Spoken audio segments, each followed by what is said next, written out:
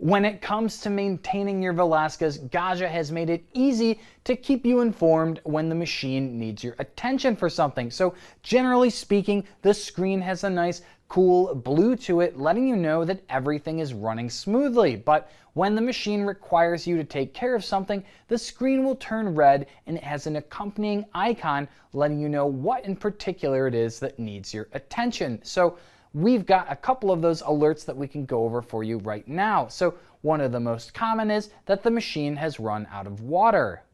Something else that you might see frequently is that your machine is out of beans, which can happen if you run out of coffee during a grind cycle.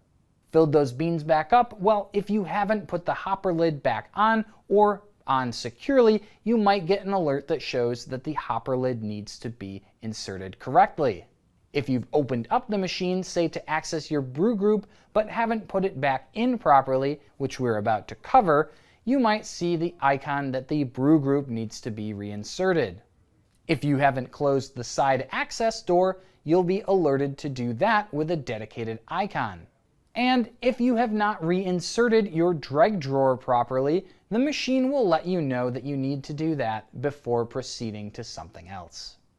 With our alerts montage out of the way, let's take a look at how we would address some of the most common issues that prop up during the machine's regular use. Now, the Dreg drawer pulls out from the front here, so simply place your fingers on the side and then with your thumb you can remove the drawer. Now, the Dreg drawer is where our brewed coffee goes. So if this is your first time using the machine, you may find that the first few pucks that you're producing are not as cohesive as those later on when the Gaggia adapting system gets used to your coffee. So you can simply remove that from the machine and knock those pucks out into the garbage. So with the Dreg drawer removed, we can open the side access panel. This is what gives us access to the brew group. Now, the brew group is where your coffee is actually brewed. So it grinds in the top and then channels down into this group. Simply by pressing on the tab where it says push, you can slide the entire assembly out. Now,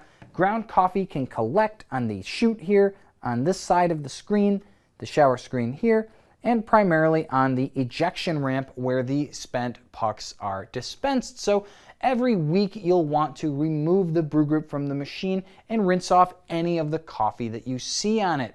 After that, you simply allow it to air dry overnight and reinsert the group into the machine in the morning. Now, while we've got the brew group removed, you can also see some of these sliding tracks in the machine.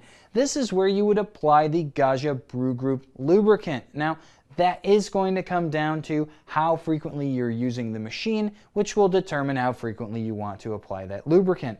And that range is from about 1 month to 4 months, depending on how many drinks you make. So to reinsert the brew unit, simply line up these corners here with the tracks on the side of the group here.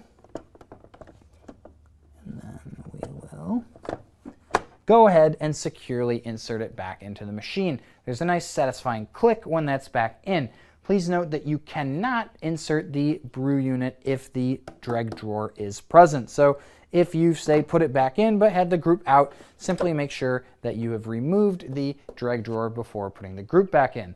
And then we can close the door. So something else though that's not alerted to us by the screen is actually the drip tray. So Gaggia has a different method of letting us know that it's time to empty the tray, which is this float here. So the float will raise as there is more and more water added to the drip tray.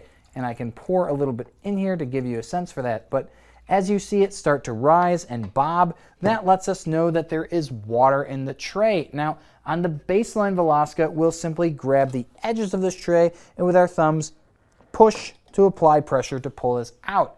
On the Velasca Prestige, there are actual tabs that you need to depress in order to release the tray to remove it. So I'm going to take this out for you, but I just want to give you a sense for how deep the drip tray actually is. So if at any point you see that tab start to bob, you're going to want to remove the tray to empty it.